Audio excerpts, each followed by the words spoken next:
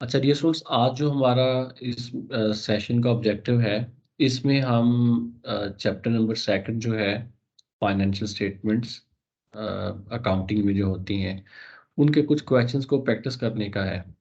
तो बुक वही जो आपके साथ पहले से ऑलरेडी डिस्कस की हुई है, विलियम हक्का की फाइनेंशियल एंड मैनेजरियल अकाउंटिंग। तो आप लोगों से रिक्वेस्ट है कि आप लोग ये क्वेश्चन जब प्रैक्टिस करना चाहें या समझना चाहें, तो आप लोग पहले अपने साथ ये बुक ओपन कर लीजिए, जैसा कि मैंने भी आपके सामने ये ओपन की है। तो मोस्ट प्रॉब्ली आपको ये स्क्रीन पर जो है वो शेयर हो रही होगी। तो हम वन बाय वन कुछ क्वेश्चन जो कह लीजिए कि अभी तक जितनी डिस्कशन हुई है, उनके हवाले से जो क्वेश्चन हम सॉल्व कर सकते हैं, ये समझ सकते हैं, या अपनी अंडरस्टैंडिंग जो अभी तक बिल्डअप हुई है उसको चेक करना चाहें कि वो किस हद तक है, तो वो क्वेश्चंस करने की ट्राई करेंगे जो उस हद तक हो। तो सबसे पहले हम देखते हैं, तो हमें एक्सरसाइज का क्वेश्चन 2.1 जो है ये नज़र आ रहा है। मैं आप लोगों की ईज़ के लिए, आसानी के लिए क्वेश्चन रीड भी कर देता हूँ। तो क्वेश्चन है जी, assets and liabilities are important elements of a company's financial position. आपको याद होगा हमने ये बात की है कि फाइनेंशियल पोजीशन जो है वो हम बैलेंस शीट को कहते हैं। पार्ट ए में है define assets, give three examples of assets other than cash that might appear in the balance sheet of American airline, a professional sports team such as the Boston Celtics. तो अब सबसे पहली बात तो ये है कि हमने एसेट्स को डिफाइन करना है। तो अगर आप रिकॉल करें, हमने कहा था कि assets are the economic resources of the business. और एग्जाम्पल्स की बात की है इसने, तो एग्जाम्पल्स कैश के अलावा अकाउंट्स रिसीवेबल हो सकते हैं, प्रीपेड्स हो सकते हैं, और इसके अलावा इनके पास जो एरोप्लेन है ये हो सकते हैं, फर्नीचर हो सकता है, पिक्चर हो सकता है, बिल्डिंग हो सकती है इनकी। तो so on their could be multiple examples in the list of assets for an airline company. इसके अलावा जो आपके माइंड में आ रहे हो, जो इकोनॉमिक रिसोर्स हो जिनसे बिजनेस जो है वो आगे कोई इकोनॉमिक एक्टिविटी जनरेट कर सकता हो, वो भी एसेट्स की लिस्ट में आ सकते हैं। इसी तरह जो प्रोफेशनल स्पोर्ट्स टीम है उसके पास भी इनके रिसीवेबल्स भी हो सकते हैं, प्रीपेड्स भी हो सकते हैं इंश्योरेंस के पर्सपेक्टिव में। इसी तरह जो है वो इनके पास स्पोर्ट्स टूल्स हो सकते हैं, स्पोर्ट्स इक्विपमेंट हो सकती हैं, इनके पास जिम हो सकता है, ग्राउंड हो सकता है, सो ऑन ऐसे एसेट्स इनके पास भी आ सकते हैं। नेक्स्ट पार्ट भी है, उसमें है कि डिफाइन लायबिलिटीज। तो हमने अगर रिकॉल करें तो ये बात की थी कि इसको टू पर्सपेक्टिव में डिफाइन किया था। एक तो अकाउंटिंग इक्वेशन में जब इसकी बात की थी, हमने कहा था कि assets are equal to liabilities plus owner's equity. तो उसमें ये कहा था कि जो लायबिलिटीज है, ये कहा था कि outsiders claims on the assets of the business. एक इस तरह से भी हमने इसको समझने की कोशिश की थी। और दूसरा हमने ये कहा था कि ये बिजनेस की ऑब्लिगेशंस हैं, so these are the obligations of the business which business have to pay. और ये जब पे होंगी तो इनके लिए आपका कैश आउटफ्लो होगा, यानी कि आपके बिजनेस से कैश इसका आउट होना है। तो इनसे it means negative cash flows होने हैं, कैश जब आउट होना है, और ये बिजनेस की ऑब्लिगेशंस है, बिजनेस ने पे करनी है। इसके साथ साथ उसने लायबिलिटीज की बात की हुई है, तो अकाउंट्स पेएबल हो सकते हैं, बैंक लोन हो सकता है, नोट पेएबल हो सकते हैं, कोई इसी तरह कह लीजिए कि एक्रूड एक्सपेंसेस हो सकते हैं, यानी कि ऐसे एक्सपेंस जो अकर हो गए लेकिन पे नहीं किए। और इसी तरह जो है वो प्रोफेशनल स्पोर्ट्स टीम के क्या हो सकते हैं कि कोई अनअर्न्ड टिकट रेवेन्यू हो सकता है। मतलब वो कैसे कि इन्होंने एडवांस टिकट सेल कर दी, और जो टिकट एडवांस सेल की होंगी उनका रेवेन्यू अभी अर्न नहीं किया होगा, तो वो इनके पास लायबिलिटी में आ जाएगा।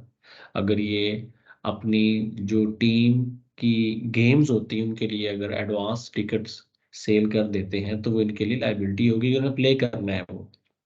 इसी तरह अगर इन्होंने कहीं पे, जो स्पोर्ट्स टीम ने कहीं ग्राउंड है, कहीं कोई इसने कोई अपनी एक्टिविटी परफॉर्म की है, लाइक कोई मैच इनका हुआ है, कोई इन्होंने कोई गेम वहां पर जो है वो अपनी कंप्लीट की है, तो उसका हो सकता है कि अभी रेंट पे करना हो तो रेंट पेएबल इनका हो सकता है।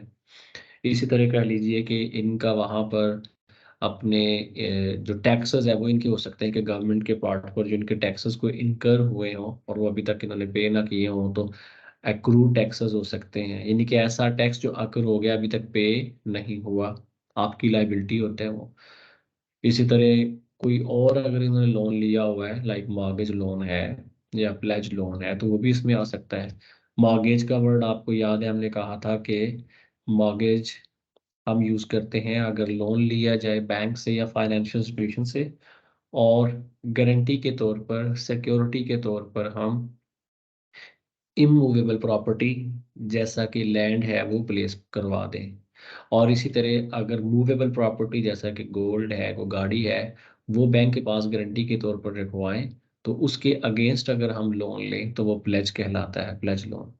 खैर ये बड़ा ही इजी था, क्योंकि ये हमने अपने जो हमारे डिस्कशन थे उसमें किया हुआ है, तो इसलिए खैर क्वेश्चन सामने आया, हमने कहा देख लेते हैं। एक्सरसाइज का क्वेश्चन 2.2 देखते हैं जी।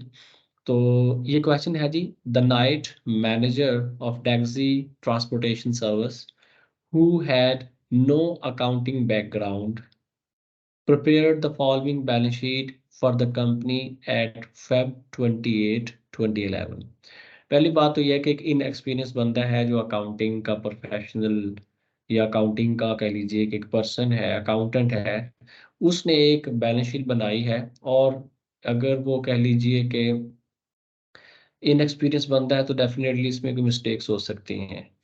फिर कहता था dollar amounts were taken directly from the company's accounting records and are correct. Amounts ठीक है, बस उनका जो रिकॉर्ड करने का पैटर्न या प्रोसीजर है वो गलत हो सकता है। कहता however the balance sheet contains a number of errors in its headings, format and the classification of assets, liabilities and honours equity. तो सिंपली इस क्वेश्चन को सॉल्व करते हुए हमें माइंड में रखना होगा बैलेंस शीट का फॉर्मेट क्या होता है। आपको याद होगा हमने कहा था कि इसकी जो कह लीजिए कि क्लासिफिकेशन की जाती है अकाउंट्स की, इसमें वो तीन तरह के अकाउंट्स होते हैं, एसेट्स, लायबिलिटीज और ऑनर्स इक्विटी। आप अभी तक जितना आपके सामने स्क्रीन पर क्वेश्चन शो हो रहा है उसमें देखें, तो हम यहाँ से हेडिंग से स्टार्ट करेंगे और मूव करेंगे यहाँ तक।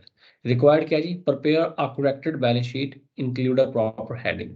तो हेडिंग से स्टार्ट कर लेते हैं जी। सबसे पहली बात तो ये देखिए, उसने ये ठीक है बिजनेस का नेम लिखा हुआ है, ओके फाइन। और दूसरी बात ये कि उसने मैनेजर्स रिपोर्ट लिखा हुआ है, तो ये मैनेजर्स रिपोर्ट नहीं है, रादर ये एक बिजनेस की रिपोर्ट है। तो अगर ये बिजनेस की रिपोर्ट है तो हमें यहाँ पर इस बिजनेस का जो नेम है उसके साथ इस फाइनेंशियल स्टेटमेंट का नेम लिखना होगा। जैसा कि देखिए सबसे पहले ऊपर लिखा हुआ है बिजनेस का नेम टैक्सी ट्रांसपोर्टेशन सर्विस, नीचे लिखा हुआ है मैनेजर्स रिपोर्ट। अब मैनेजर्स रिपोर्ट की जगह लिखना होगा हमें बैलेंस शीट। अच्छा, तो प्लीज बात कर रहे थे, सबसे पहले टाइटल है और उसके बाद जो है हमारे पास स्टेटमेंट का नेम है। स्टेटमेंट का नेम क्या है, बैलेंस शीट। तो ये जो मैनेजर्स रिपोर्ट लिखा हुआ है इसमें ये एक सबसे पहली गलती ये आ जाती है, तो हमें यहाँ लिखना होगा बैलेंस शीट। फिर यहाँ से लिखा हुआ 8 PM थर्सडे। अब टाइम, एग्जैक्ट टाइम से लिखा हुआ है कि जिस टाइम पे प्रिपेयर की हुई है, यहाँ हमें इसका वो दिन लिखना होगा जिस दिन प्रिपेयर की है, वो डेट। जैसे कि फॉर एग्जांपल ये इसके पास है जी फेब 28 2011। अच्छा, अब हमें यहाँ पे क्या करना होगा जी, तो यहाँ लिखेंगे एज ऑन फेब 28 2011। तो एक बात यहाँ माइंड में रखिएगा, हम बैलेंस शीट के साथ वर्ड यूज करते हैं एज ऑन। एज ऑन के मीनिंग है कि ये उस दिन का रिजल्ट रिफ्लेक्ट होगा बैलेंस शीट से जिस दिन की ये बैलेंस शीट हम प्रिपेयर करते हैं। अब हमने सपोज यहाँ पर ये प्रिपेयर की है फेब 28 2011 को, तो यहाँ पर हमें लिखना होगा एज ऑन फेब 28 2011। इसका मतलब ये होगा कि ये जो बिजनेस में एसेट्स लायबिलिटीज और ऑनर्स इक्विटी की पोजीशन 28 फेब को थी, ये वो वाले हैं। हो सकता है इससे पहले कोई और पोजीशन हो, इसके बाद कोई और पोजीशन हो, क्योंकि हमने ये बात भी की थी कि बैलेंस शीट एक स्पेसिफिक पॉइंट ऑफ टाइम का रिजल्ट देती है आपको। एक स्पेसिफिक पॉइंट ऑफ टाइम कौन सा आ गया, फेब 28। हम ये नहीं कह सकते कि जनवरी में भी यही पोजीशन होगी, हो भी सकती है नहीं भी हो सकती। हाँ, लेकिन किस दिन यही पोजीशन होगी, फेब 28 2011 को यही पोजीशन होगी जो यहाँ लिखी हुई नजर आ रही होगी।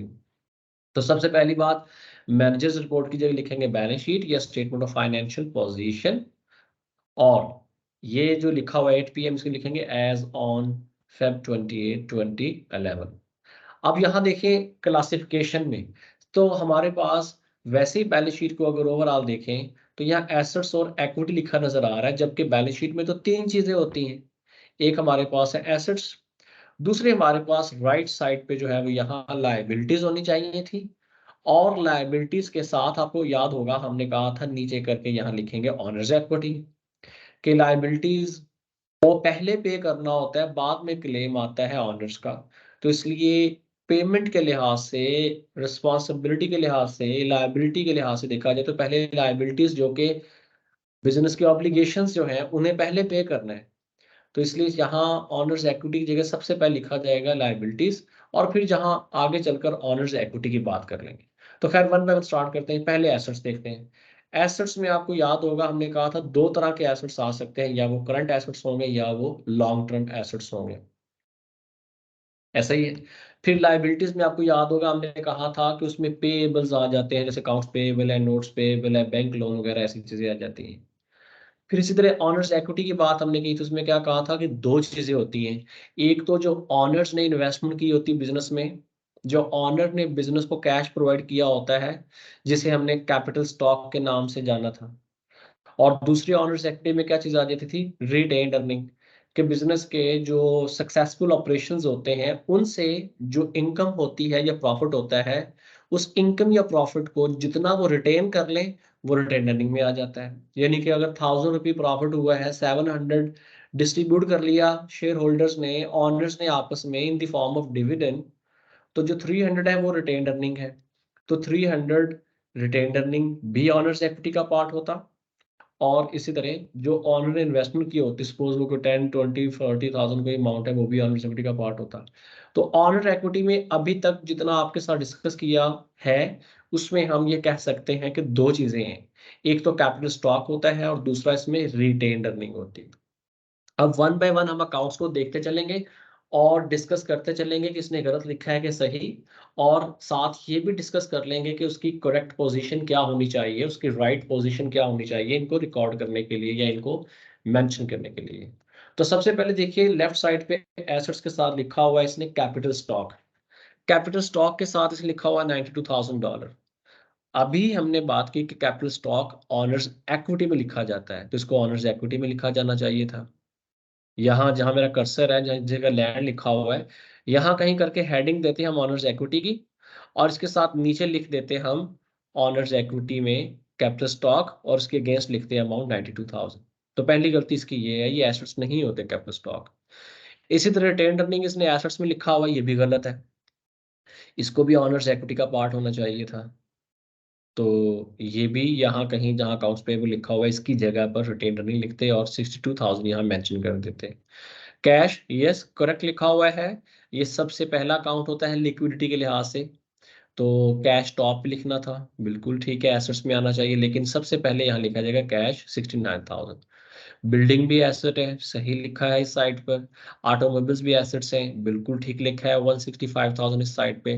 तो एसेट्स में इस वाली लेफ्ट साइड से देखा जाए तीन अकाउंट करेक्ट लिखे हैं, capital stock and retained earning गलत लिखे थे, ये retained earning and capital stock owner's equity का पार्ट होने चाहिए थे। राइट साइड पे देखिए अकाउंट्स रिसीवेबल है, ये 70,000, ये भी एसेट्स का पार्ट होने चाहिए थे, इन्हें हमें एसेट्स में लिखना चाहिए था कैश के बाद। इसी तरह नोट्स पेएबल लायबिलिटीज में लिखने चाहिए थे हमें, तो यहाँ हेडिंग होती लायबिलिटीज की, और नोट्स पेएबल उसके अंडर लिखे जाते हैं। इसी तरह सप्लाईज, ये एसेट्स का पार्ट थे, ये भी इसने गलत लिखा यहाँ पर। लैंड भी एसेट्स थे, ये भी गलत लिखा है, इसको एसेट्स की साइड पे जाना चाहिए था। ठीक है, सप्लाईज करंट एसेट्स में लिख देंगे, लैंड लॉन्ग टर्म एसेट्स में लिख देंगे। इसी तरह अकाउंट्स पेएबल करंट लाइबिलिटीज में आ जाएगा। तो अभी तक देखा जाए दो लाइबिलिटीज आई थी, एक अकाउंट्स पेएबल और एक नोट्स पेएबल, ये वाली। और राइट साइड में ये अकाउंट रिसीवेबल और सप्लाईज एंड लैंड, ये एसेट्स हैं। तो account receivable and supplies current assets हैं, लैंड आपके पास यहाँ पर लॉन्ग टर्म एसेट्स है। तो ये होपफुली ये समझ आ चुका होगा। आप लोगों से रिक्वेस्ट है कि आप लोग दोबारा इसका स्ट्रक्चर बनाकर ऐसे ही जैसे डिस्कस किया है हम वन बाय वन लिखते चलें। तो आप जब ये बनाएंगे देखेंगे तो आपको कुछ इसकी पिक्चर इस तरह से नजर आएगी। मैं क्वेश्चन आपके साथ इसका जरा डिस्कस करता हूँ। ये देखिए एक्सरसाइज का क्वेश्चन 2.2 जो अभी मैं आपके साथ डिस्कस कर रहा था, ये सेम वैसा ही क्वेश्चन है। प्लीज ये आपको मैं दोबारा शेयर कर देता हूँ, शायद आपको वो वहां पर शो ना हो रहा हो। तो ये देखिए प्लीज जरा, ये एक्सरसाइज का क्वेश्चन है 2.2 जी। इसमें अभी तक जैसे हमने डिस्कस किया इसको वैसे लिखा हुआ है, उसी सीक्वेंस से जैसे होना चाहिए। सबसे पहले देखिए बिजनेस का नेम है, फिर बैलेंस शीट है, फिर वो टाइम जिस टाइम पे ये प्रिपेयर हुई है वो है Feb 28 और 2007 ये जो भी ईयर है। अब इसी तरह देखिए सबसे पहले कैश लिखा है, फिर अकाउंट रिसीवेबल है, फिर सप्लाईज है, फिर लैंड है, बिल्डिंग है, ऑटोमोबाइल्स है। हमने भी इन तमाम को एसेट्स ही बोला है, उसने भी एसेट्स बोला है। सिंपली उनकी अमाउंट्स यहाँ वैल्यूज पुट कर देनी है। तो ये फिर टोटल कर लेना है 468,000। अच्छा, आपके पास अगर एडिशन कोई डिफरेंट है, वैल्यूज में कोई डिफरेंट आ रही हैं, तो आप वो वाली वैल्यूज लिखेगा, लेकिन अकाउंट तो यही होंगे ना। इस तरह लाइबिलिटीज में देखें, सबसे पहले नोट्स पेबल लिखा हुआ है, फिर अकाउंट्स पेबल लिखा हुआ है, ये टोटल लाइबिलिटीज आ गई। इसी तरह देखिए फिर हेडिंग उसने दी है ऑनर्स इक्विटी, उसमें कैपिटल स्टॉक लिखा है एंड रिटेन अर्निंग लिखा है। टोटल किया ये भी इक्वल आ रहा है एसेट्स के, इस टोटल के। तो तीन तरह की क्लासिफिकेशन थी अकाउंट्स की, एक एसेट्स, एक लाइबिलिटीज और ऑनर्स इक्विटी। राइट साइड पे दो तरह के अकाउंट्स थे, लाइबिलिटीज एंड ऑनर्स इक्विटी। तो यहाँ देखिए वो हेडिंग भी दी हुई है। तो होपफुली ये बेटा आप लोगों को क्लियर हो चुका होगा। ठीक है, अब जरा नेक्स्ट देखते हैं जी। तो उसमें भी हम नेक्स्ट क्वेश्चन जो है वो प्रैक्टिस करने की ट्राई करते हैं। तो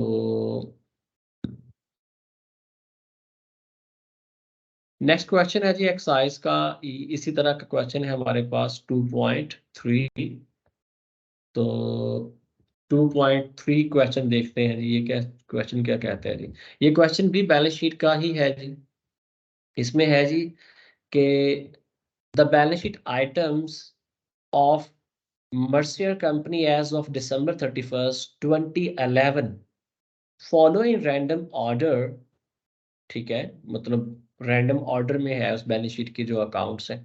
you are to prepare a balance sheet for the company using a similar sequence for assets as illustrated in exhibit 2.9। मतलब हमारे पास इस बुक में जो एग्जिबिट 2.9 है, उसी सीक्वेंस में उसी पैटर्न में कहता है कि आप बैलेंस शीट प्रिपेयर करें इसकी। ये वही पैटर्न है जो अभी हमने एक्सरसाइज के क्वेश्चन 2.2 में डिस्कस किया है, वैसे सेम वैसा ही पैटर्न है। You must compute the amount for retained earnings. ये इस क्वेश्चन में एक नई चीज है कि आप रिटेन्ड अर्निंग की अमाउंट खुद कैलकुलेट करेंगे। ठीक है, तो हमें यहाँ पर क्या करना होगा, खुद से अमाउंट कैलकुलेट करना होगी। इसको ऐसे कह लिए, अगर 5 आपके पास वेरिएबल्स हैं और 4 की इंफॉर्मेशन गिवन है, तो फिफ्थ की आप फाइंड आउट कर सकते हैं अगर 5 का सम गिवन है।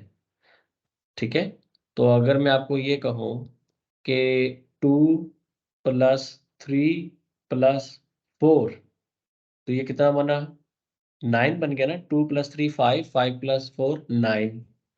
और मैं ये कहूँ कि 4 वेरिएबल्स हैं, अभी 3 है ना, 2 एक वेरिएबल है, 3 दूसरा वेरिएबल है, और 4 एक थर्ड वेरिएबल है। तो ये जो 3 वेरिएबल हैं, मैं कहूँ इनके साथ एक फोर्थ वेरिएबल भी है, वो अगर इसमें ऐड करते हैं तो आंसर आता है, सपोज मैं आपको कहता हूँ 15। मैं कहता हूँ कि 4 वेरिएबल्स हैं और उनका सम है 15, और उनमें से जो 3 वेरिएबल्स हैं वो कुछ इस तरह से है कि फर्स्ट वेरिएबल 2 है, सेकंड 3 है, और जो थर्ड है वो 4 है। अब इन तीनों का सम कितना बनता है? 2 + 3 5, 5 + 4 9, और 4 वेरिएबल का सम टोटल कितना बनता है? 15। तो मैं आपसे ये पूछूं, बताइए फोर्थ की वैल्यू क्या होगी? तो आप बता सकते हैं इजीली कि 15 टोटल है 4 का, और 9 यहाँ पर हमारे पास जो है ये 3 है जो गिवन है। तो 15 - 9 6 आ जाएगा आपका जी। फोर्थ की वैल्यू 9 है, 6 है, सॉरी। फोर्थ की वैल्यू कितनी है? 6 आप बोलेंगे। सेम रिटेन अर्निंग का भी यही है। सबसे पहली बात तो ये कि रिटेन अर्निंग आपको पता होना चाहिए किसका पार्ट है, ये ऑनर इक्विटी का पार्ट है। ठीक है, तो आप देखते हैं इसमें सबसे पहले चीजें उसने क्या हमें दी हुई। लैंड, जरा सोचे लैंड होता क्या है जी? लैंड बिजनेस का एसेट है। कौन सा एसेट है जी? लॉन्ग टर्म एसेट है। इसी तरह से लिखा हुआ है अकाउंट पेएबल, ये अकाउंट पेएबल लायबिलिटीज में लिखा जाएगा। सबसे पहले देखते हैं, आइडेंटिफाई करते हैं कौन सा अकाउंट कहाँ जाना चाहिए, फिर लिख के देख लेते हैं। तो अकाउंट्स पेएबल को कहाँ जाना चाहिए जी? करंट लायबिलिटीज में। अकाउंट रिसीवेबल, सोचिए जरा, ये कहाँ होना चाहिए? जी ठीक कहा आपने कि ये एसेट्स में जाना चाहिए। जी बेटा आप बताएं, जरा सोचें कि एसेट्स में कहाँ जाना चाहिए इसको। हाँ हाँ बिल्कुल ठीक बोला, ये कह रहे हैं जी करंट एसेट्स में जाना चाहिए। बिल्कुल ठीक है। ये जो आप रेड शर्ट वाले बेटा आपने बताया, बिल्कुल ठीक बताया आपने, बिल्कुल ठीक है कि अकाउंट रिसीवेबल को करंट एसेट्स में लिखना चाहिए। कैश, जी बेटा जो आप बैठे हुए हैं ब्लैक जीन जिन्होंने पहनी हुई है, जीन्स की आपकी जो है, जी बेटा ब्लैक ट्राउजर आपका, हाँ ये कह रहे हैं कैश एसेट्स में आना चाहिए। बेटा बताएं जरा, कैश एसेट्स में आना तो आगे कहाँ, किस जगह, एग्जैक्ट लोकेशन बताएं इसकी, पोजीशन इसकी कहाँ पे होगी? जी जी बिल्कुल ठीक कह रहे हैं, सही सही। इन्होंने कहा जी करंट एसेट्स में टॉप पे आना चाहिए। बिल्कुल ठीक बोला आपने जी, एक्सीलेंट। फिर देखिए राइट पे लिखा हुआ है यहाँ पर ऑफिस इक्विपमेंट। ऑफिस इक्विपमेंट जी, ये कहाँ आना चाहिए? एग्जैक्टली exactly, देखिए अब सब बोल रहे हैं, कहते सर एसेट्स में आना चाहिए इक्विपमेंट। जी, ये कह रहे हैं सर लॉन्ग टर्म एसेट लिखना है जी, लिख ले। मना किया तो आपको नहीं, मना किया हमने आपको। बिल्डिंग, बिल्कुल जी, कहते हैं लॉन्ग टर्म एसेट है, एसेट्स की साइड पे। कैपिटल स्टॉक, अब देखिए एकदम सबकी आवाज आई है जी, ऑनर्स इक्विटी है capital stock, excellent. Notes payable, हाँ ये देखें उन्होंने बड़ा अच्छा वर्ड बोला, ये कहते हैं कि सर देखें पेएबल जिसके साथ भी आएगा हमारी लायबिलिटी है। मान लेते हैं आपकी बात जी, हम आपकी बात का इनकार क्यों करेंगे? तो नोट्स पेएबल जो है ये हमारे पास लायबिलिटीज में लिखा जाएगा। अब रिटेन अर्निंग की वैल्यू हम खुद कैलकुलेट करेंगे।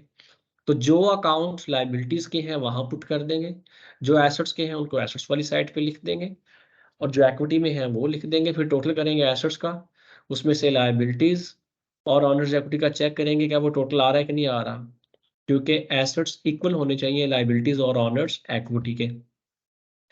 तो अगर वो हम तमाम अकाउंट जब रिकॉर्ड कर लेते हैं तो उनका देखेंगे कि क्या वो इक्वल आंसर आता है कि नहीं आता। फॉर एग्जांपल एसेट सारे लिख लिए हमने, इसी तरह जो है वो हमने कह लिए लायबिलिटी सारी लिख ली। फिर उसके बाद हमने जो है वो ऑनर्स इक्विटी में जो अकाउंट्स हमें गिवन था, वो कौन सा गिवन था हमें अकाउंट, वहां पर कैपिटल स्टॉक गिवन था, वो लिख लिया। फिर उसके बाद जो है वो हम चेक करेंगे कि हमारे पास रिटेन अर्निंग का बैलेंस कितना है, तो वो हम वहां से चेक कर सकते हैं। ठीक है, अब जरा देखें यहाँ पर, सेम वही बिजनेस का नेम आ गया, बैलेंस शीट आ गई, December 31, 2010 जो टाइम टाइम था वहां पर 11 है, 12 है, 13 है, जो ईयर आपकी बुक में गिवन है वो लिख लीजिएगा। सबसे पहले हेडिंग एसेट्स की है कैश, वो जो आपने बेटा बताया था बिल्कुल ठीक था कि कैश टॉप पे आना चाहिए, कैश की वैल्यू के लिए। फिर अकाउंट से भी एसेट बोला तो देखिए एसेट्स की लिस्ट में लिखा हुआ है, और सबसे पहले हम लिखते होते हैं कौन से, करंट एसेट्स। यहाँ अगर आप करंट एसेट की हेडिंग दे दें ज्यादा बेहतर है कि एसेट्स के बाद यहाँ लिख ले करंट एसेट्स, और फिर लिखे कैश, और फिर यहाँ लिखे अकाउंट रिसीवेबल। रिकॉल कर ले, हमने कहा था जरूरी नहीं है कि जो हमने करंट एसेट की लिस्ट पढ़ी थी जिसमें डिटेल में ज्यादा करंट एसेट्स होते थे कि वो सारे के सारे इसमें आ जाएं। तो वो जरूरी नहीं सारे ही आ जाए, इस क्वेश्चन में सिर्फ दो थे, हमने दो लिख लिए। तो ये हमारे पास जो है वो कह लीजिए कि दो करंट एसेट्स आ गए। फिर इसके बाद देखिए लैंड है, ये लॉन्ग टर्म एसेट है। फिर बिल्डिंग है, ये भी लॉन्ग टर्म एसेट है। ऑफिस इक्विपमेंट है, ये भी लॉन्ग टर्म एसेट था।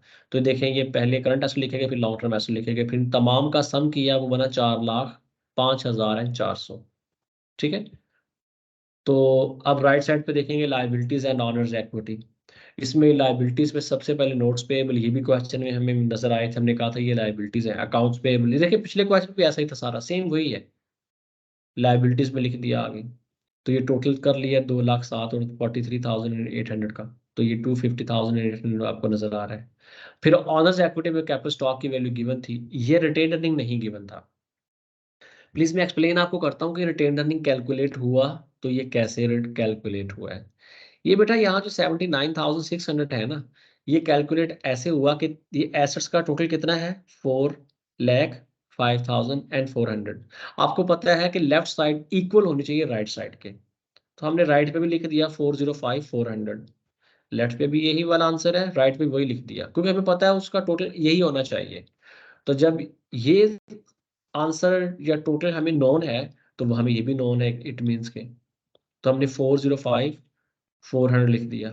अब हमें देखिए, ये पता है कि इन तमाम वैल्यूज को ऐड करें तो आंसर ये आना चाहिए। अब अगर उसमें से ये एक वैल्यू नहीं भी गिवन तो क्या करेंगे, सिंपली ये इन तमाम को ऐड कर लेंगे, यानी कि ये नोट्स पेएबल, अकाउंट्स पेएबल और कैपिटल स्टॉक, इन तीनों को ऐड करेंगे, वो ऐड करके माइनस कर देंगे 405,400 से, तो आंसर कितना आ जाएगा पीछे, 79,600, जो कि रिटेन अर्निंग का बैलेंस है।